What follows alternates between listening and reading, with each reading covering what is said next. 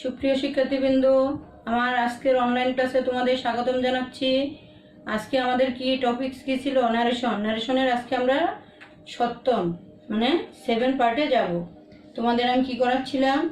Imperative narration change.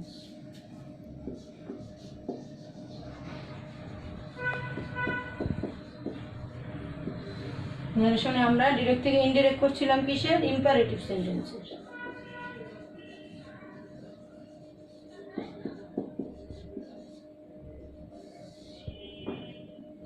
imperative sentence,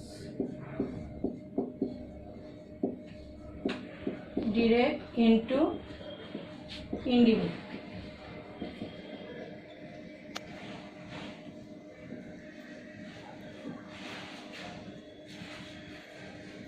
ঠিক আছে, আজকে আমি তোমাদের এটার ইম্পারেটিভের যে নিয়মগুলো দেখিয়েছিলাম গত ক্লাসে, সেটা ছিল কি, কতটুকু পর্যন্ত আমি করিয়েছিলাম তোমাদের ইম্পারেটিভের?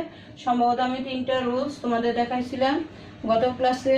সেটা ছিল কি, আজকে আমরা যে নিয়মটা করব সেটা নিয়ে আমরা আজকে আলোচনা করি। আজকে আমরা ইম্পারেটিভের নিয়মটা করব কোনটা? এই লেটাসের নিয়মটা করব। লেটাস দিয়ে রিপিটেড পিসে যখন প্রস্তাব বোঝায়, কোনো প্রপোজাল অথবা সাজেশন বোঝায়, তখন কিভাবে চেঞ্জ করতে হয় সেটা আমরা আজকে করব।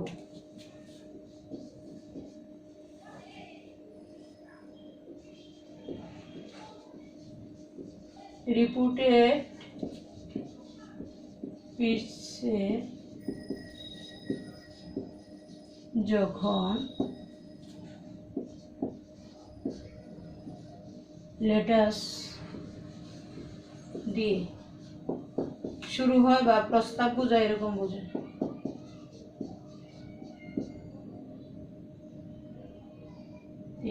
যখন লেটাস দিয়ে শুরু হয় বা প্রস্তাব বোঝায়,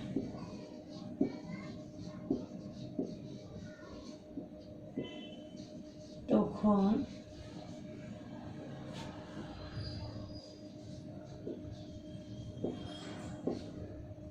ডিরেক্ট থেকে ইনডিরেক্ট করতে হলে কি করতে হবে?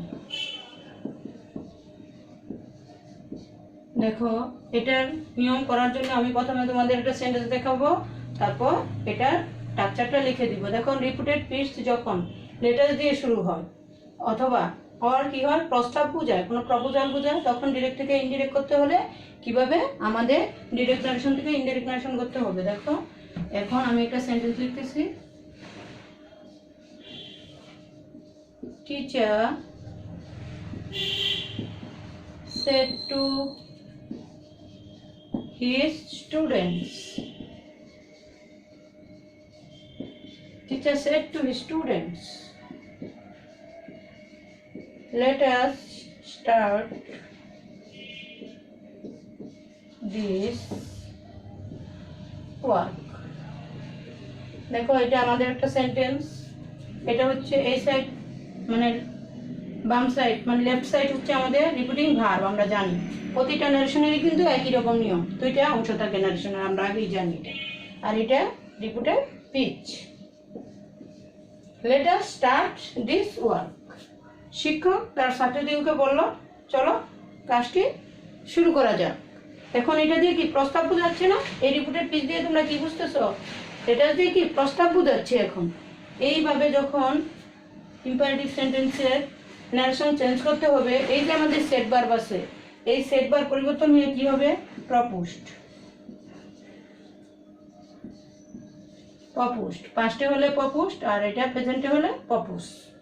অথবা আর কি হবে? সাজেস্ট। আর পাস্ট হলে ইডি হবে, আর প্রেজেন্ট হলে শুধু সাজেস্ট। ঠিক আছে?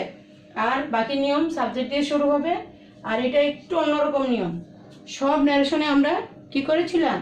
এই ফিনিট টু মানে আমাদের অবজেক্টের আগে, রিপিটিং ভার্বের অবজেক্টের আগে টু উঠিয়ে দিয়েছিলাম। কিন্তু এটাই একমাত্র ন্যারেশনের রুলগুলোর যতগুলো রুলস আছে এর মধ্যে এই টু উঠবে না, টু এর জায়গায় টু বসে থাকবে। এটা কিন্তু সবচেয়ে বেশি ইম্পর্টেন্ট এবং এটা তোমাদের সবসময় কাজে লাগবে এমন একটা রুল এটা। দেখো, প্লাস থাকবে কি?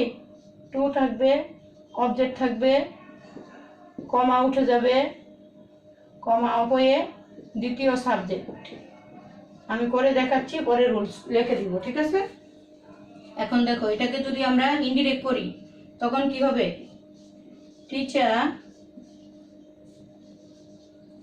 টিচার এই সেট বার পরিবর্তন নিয়ে আমরা যে কোনো একটা ইউজ করতে পারবো, আমরা পপুস্ট করি, ঠিক আছে? এটা পাস্ট টেন্সে আছে, এই জন্য পপুস্ট হবে।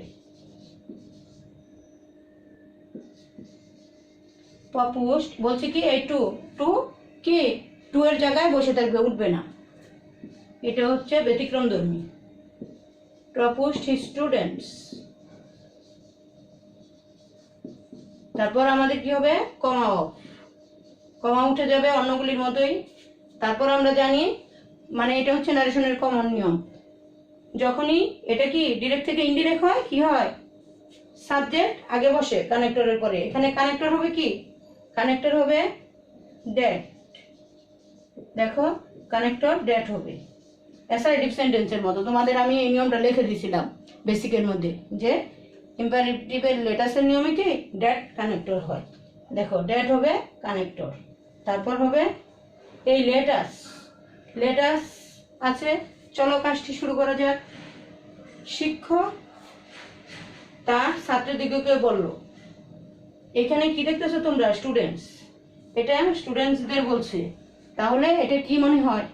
এটা প্লুরাল নাম্বার, এবং এটা কি উই অথবা দে বসে। এখন দুইটাই যদি থার্ড পারসন বোঝায় তখন তোমরা দে ইউজ করতে পারো। এখানে সাবজেক্ট হবে দে, আর ফার্স্ট পারসন বুঝাইলে একটা, তখন উই হবে এখানে সাবজেক্ট। দ্যাট এবং লেটের পরিবর্তে এখানে কি হবে? দে বসে, তারপরে লেটের পরিবর্তে এখানে শুড হবে। They should start. দিস থাকলে কি হয়? দূরত্ববাচক নৈকট্যবাচকে দ্যাট ওয়ার্ক। ওকে স্টুডেন্টস, এটা দেখো, এটা কিন্তু খুব গুরুত্বপূর্ণ একটা ইম্পর্টেন্ট রুল তোমাদের জন্য। এটা দেখো, আমি আবার বলতেছি, তারপর আমি টাকচার লিখে দিব। রিপিটেড পিসে যখন লেটাস দিয়ে শুরু হয়, রিপিটেড পিস যখন লেটাস দিয়ে শুরু হয়, তখন প্রস্তাব বুঝালে, রিপিটেড পিস দ্বারা যদি কোনো প্রস্তাব বুঝায়, বুঝছো, তখন কি হবে? ডিরেক্ট থেকে ইনডিরেক্ট করতে হলে দেখো সেন্টেন্সটা আমি লিখছি, teacher said to his students late us start this work. শিক্ষক তার ছাত্রীদেরকে বলো, চলো কাজটি শুরু করা যাক। এই যে দেখো, উত্তরটা কিভাবে লিখছি? টিচার কি, এটা প্রস্তাব বুঝাইছে, এই জন্য প্রপুস্ট। এখানে সাজেস্ট আমরা বসাইতে পারতাম, পাস্টে আছে, এই জন্য প্রপুস্ট হয়েছে।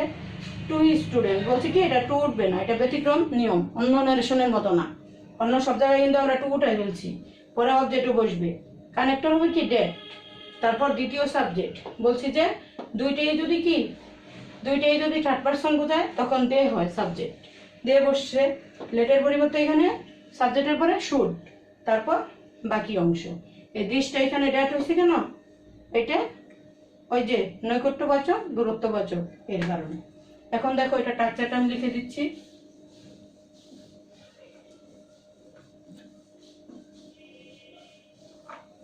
এটা টাকচারটা হবে এরকম। সেন্টেন্সটা আমি মুছে ফেলি।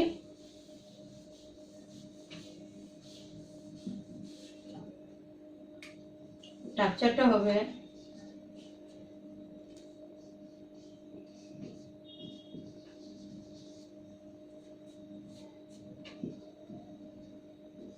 হবে দেখো, প্রথমে কি হবে? প্রথমে রিপিটিং ভার্বের সাবজেক্ট প্লাস হবে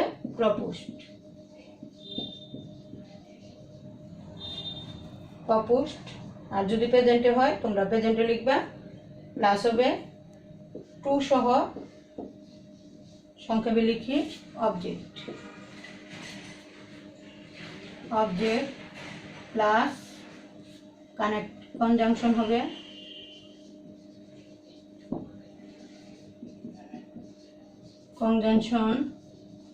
ডেট, প্লাস হবে দ্বিতীয় সাবজেক্টটা কিভাবে হবে তোমাদের বলছি। রিপিটিং ভার্বে যদি দুইটাই থার্ড পারসন বোঝায় তখন হবে দে।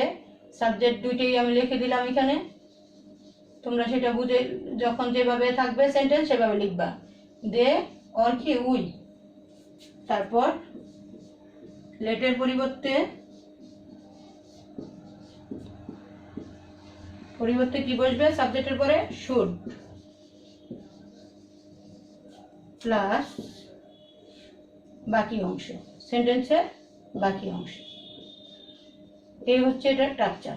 বুঝতে পারছো? এটা দিয়ে কি প্রস্তাব বুঝাচ্ছে, মানে শিক্ষক তার ছাত্রীদেরকে বললেন, ছাত্রছাত্রীদেরকে বললেন যে চলো কাজটি শুরু করা যাক। ঠিক আছে, কাজটি শুরু করা উচিত, মানে ইনডিরেক্টের সময়। এখন দেখো এটা স্ট্রাকচারটা প্রথমে কি রিপিটিং ভার্বের কি সাবজেক্ট, রিপিটিং ভার্বের এই যে আমরা সাবজেক্ট আগের সেন্টেন্সটাতে করলাম, তারপর সেট ভার্ব পরিবর্তন হয়ে প্রপোজড, টু সহ অবজেক্ট, মানে সেট ভার্বের পরে যে টু সহ অবজেক্ট বসবে, তারপর কনজাংশন হবে ড্যাট, দ্বিতীয় সাবজেক্ট দে অথবা উই কিভাবে বসবে তোমাদের বলছিলাম, ফার্স্ট পারসন যদি বোঝায় একটা, তারপর সেটা কি হবে? ই হবে উই, আর যদি দুইটাই থার্ড পারসন বোঝায় তখন দে হবে। আর লেটার পরিবর্তে কি হবে? এখানে সাহায্যকারী বা শুড হবে। আর সেন্টেন্সের বাকি অংশ, শুডের পরে যা থাকবে সেটাই বসবে। স্ট্রাকচারটা উঠাইছো তোমরা? খাতা কলম নিয়ে বসবে, কিন্তু অবশ্যই স্ট্রাকচার লিখতে হবে। এটা কিন্তু অনেক গুরুত্বপূর্ণ নিয়ম, সবসময় কাজে আসবে এই নিয়মটা। আমি আরেকটা সেন্টেন্স করিয়ে এই নিয়মটা তোমাদের আরেকটু ক্লিয়ার করে দিচ্ছি।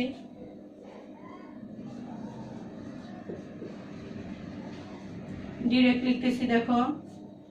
Mother said to her daughter. Mother said to her daughter, let us do the sum. দেখো এটা একটা রিপিটিং ভার্ব, আর এটা রিপিটেড পিচ। এখন দেখো রিপিটেড পিচের দিকে আমরা তাকাবো। লেট আস ডু দ্য সাম, মা তার কন্যাকে বললেন চলো অঙ্কটি করা যাক। তাহলে রিপিটেড পিচ দ্বারা কি প্রস্তাব বোঝাচ্ছে না? এর জন্য যে রুলটা আমি লিখে দিচ্ছি সেই অনুযায়ী হবে। দেখো এটাকে ইনডিরেক্ট করলে কি হবে? মাদার সেট ভার্ব পরিবর্তন হয়ে কি হবে? প্রপোজড। কি বলছিলাম? টু সহ অবজেক্ট। ঠিক আছে, পুরোটা লিখতে হবে। হার ডটার, এটা হচ্ছে অবজেক্ট। হার ডটার কনজাংশন বলছিলাম, কমা উঠে গিয়ে কি হবে? সব জায়গায় কিন্তু কমা উঠে যায়, কমা উঠে গিয়ে কনজাংশন হবে ড্যাট। আর তোমাদের বলছিলাম যে সাবজেক্ট, দ্বিতীয় সাবজেক্ট কি বসবে? আস। এখানে আছে ডটার আর মাদা, দুইটাই থার্ড পারসন বোঝাচ্ছে না? দেখো তাকিয়ে, মা এবং তার কন্যা, তাহলে কি হবে? এখানে দে, সাবজেক্ট হবে দে। কি বলছিলাম? লেটের পরিবর্তে শুড, দে শুড, পরে কি আছে? বাকি অংশ বসে যাবে, ডু দ্য সাম।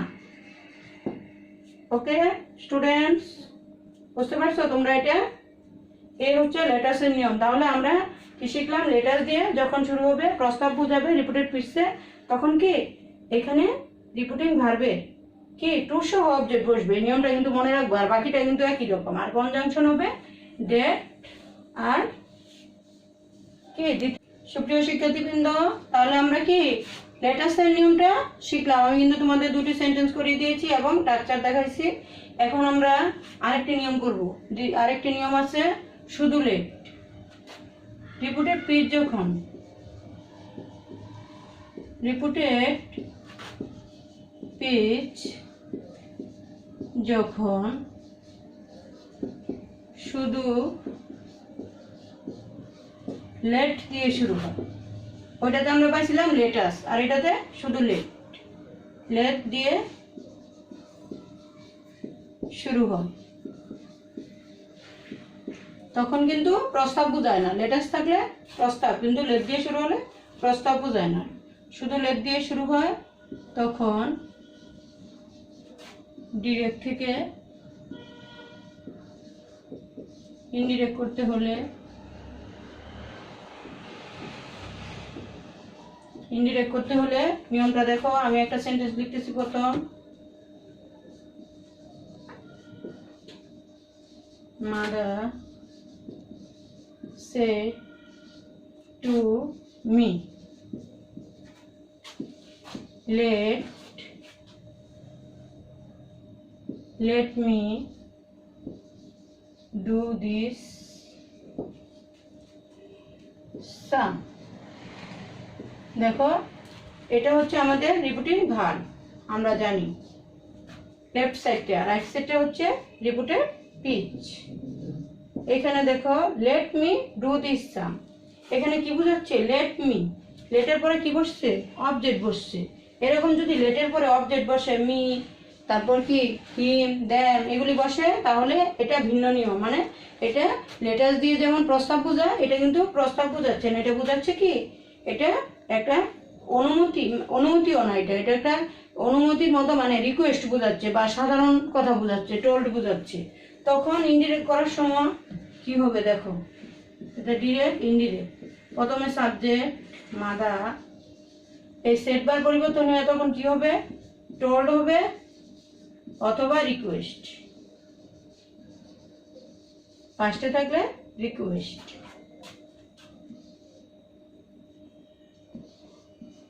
আর ফার্স্টে থাকলে রিকোয়েস্টের। আর দেখো ওইটাতে আমরা নিয়মটা শিখছিলাম কি? উইথ টু অবজেক্ট, মানে টু সহ অবজেক্ট বসাইছিলাম। এটা কিন্তু ভিন্ন নিয়ম। এটা কি? অবজেক্ট বসবে না, টু বসবে না, দুইটাই অফ যাবে, দুইটাই উঠে যাবে। ওইটার বিপরীত নিয়ম। আর কমা উঠে যাবে, এটা তো আমরা আগেই জানি। আর কানেক্টর হবে কি? Conjunction that plus that. তারপর দেখো দ্বিতীয় সাবজেক্ট হবে, পরে আমি স্ট্রাকচার লিখে দিচ্ছি। দেখো এই সেন্টেন্সটা আমরা সলভ করি আগে। ইনডিরেক্ট করলে এটা কি হবে?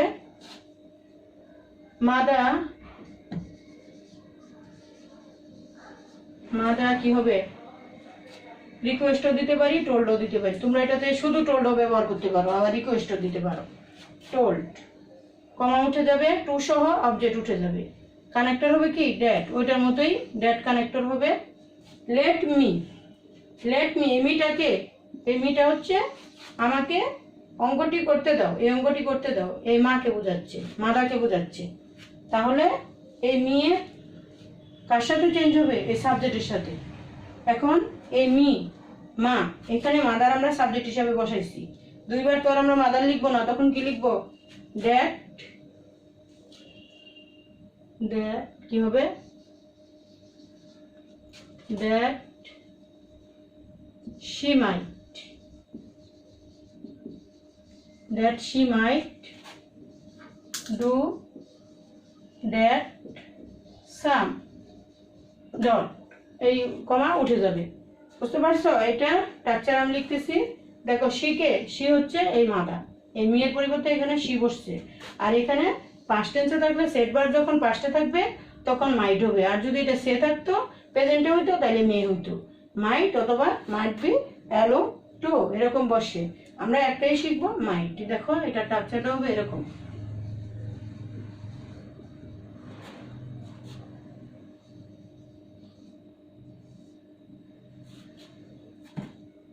স্ট্রাকচারটা দেখো, প্রথমে কি? রিপিটিং ভার্বের সাবজেক্ট, সবগুলির মতোই সাবজেক্ট প্লাস হবে টোল্ড, টোল্ড অথবা রিকোয়েস্ট দিতে পারো।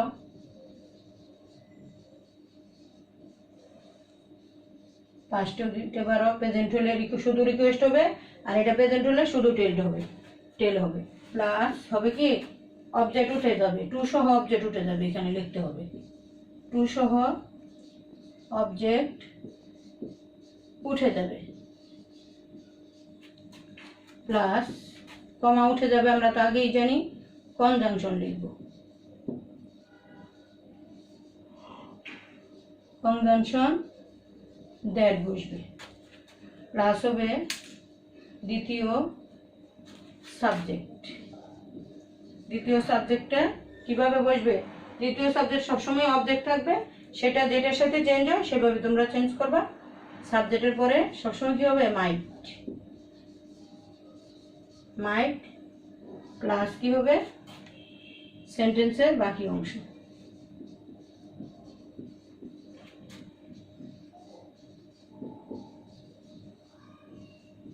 বাকি অংশ।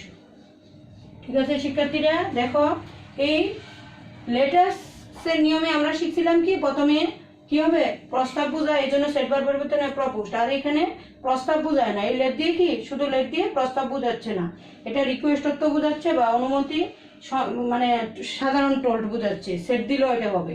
টোল্ড না দিয়ে যদি তুমি ডাইরেক্ট সেট দিয়ে দাও তাও হবে, তোমরা যদি এরকম সেট দাও।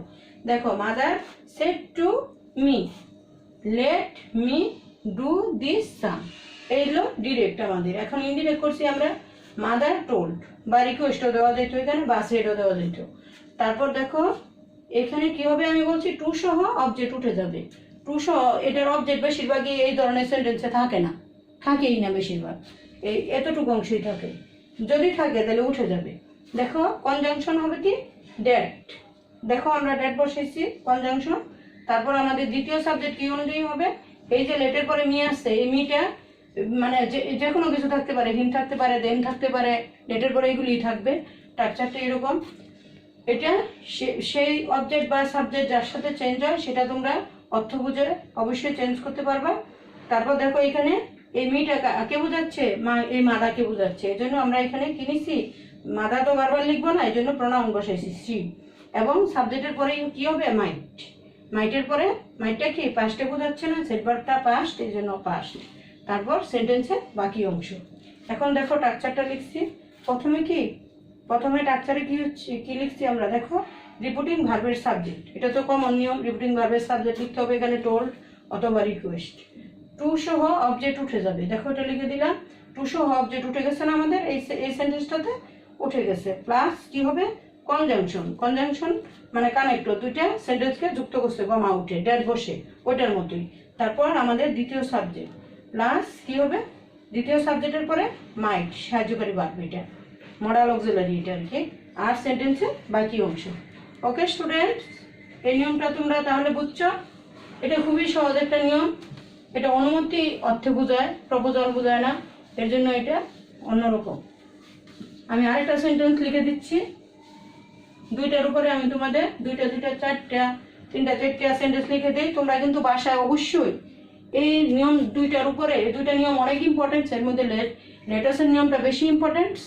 তোমরা 50টা সেন্টেন্স ডিরেক্ট ইনটু ইনডিরেক্টে সলভ করবা বাসায় বসে, অনেক কাজে লাগবে। কিন্তু পরে কিন্তু আমরা প্যাসেজ জেনারেশন করবো, তখন তোমরা ভালো পারবে। এখানে দেখো আমি সেন্টেন্স লিখি,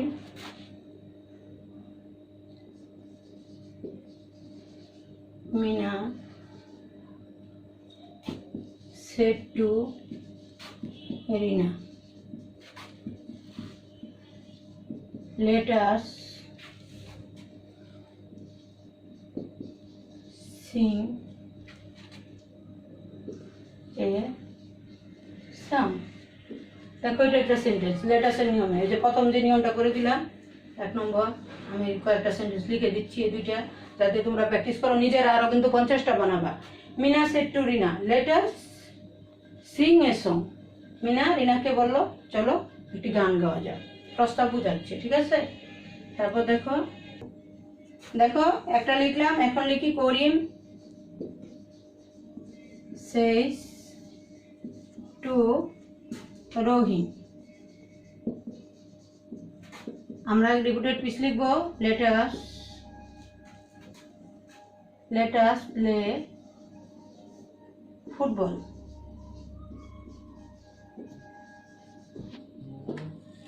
দেখো করিম সেজ টু রহিম, এটা কি, এটা প্রথমটা ছিল পাস্টে আর এটা আছে প্রেজেন্টে, তাহলে কি হবে, পপুষ্ট না হয়ে এখানে পপুস হবে।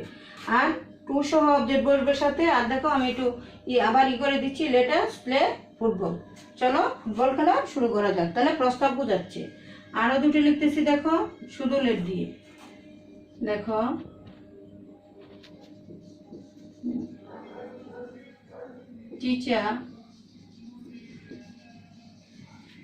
teacher said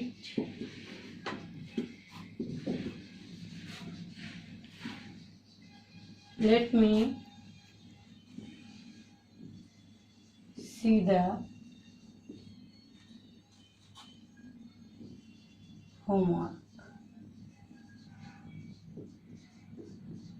দেখো এটা একটা sentence. Teacher said let me C the homework. Teacher বললেন আমাকে কি বাড়ির কাজ দেখতে দাও। Let me C the homework, বাড়ির কাজটি আমাকে দেখতে দাও। তাহলে এটা কি, এটাতে আঁচ নেই, শুধু লেট। দ্বিতীয় নিয়ম এটা, আজকে যে দেখাইলাম। আরেকটা লিখি, she said to me,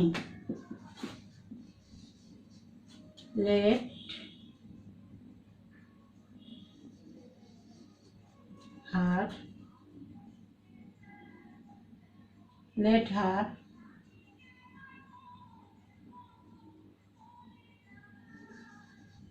do the sum। দেখো এটা একটা সেন্টেন্স।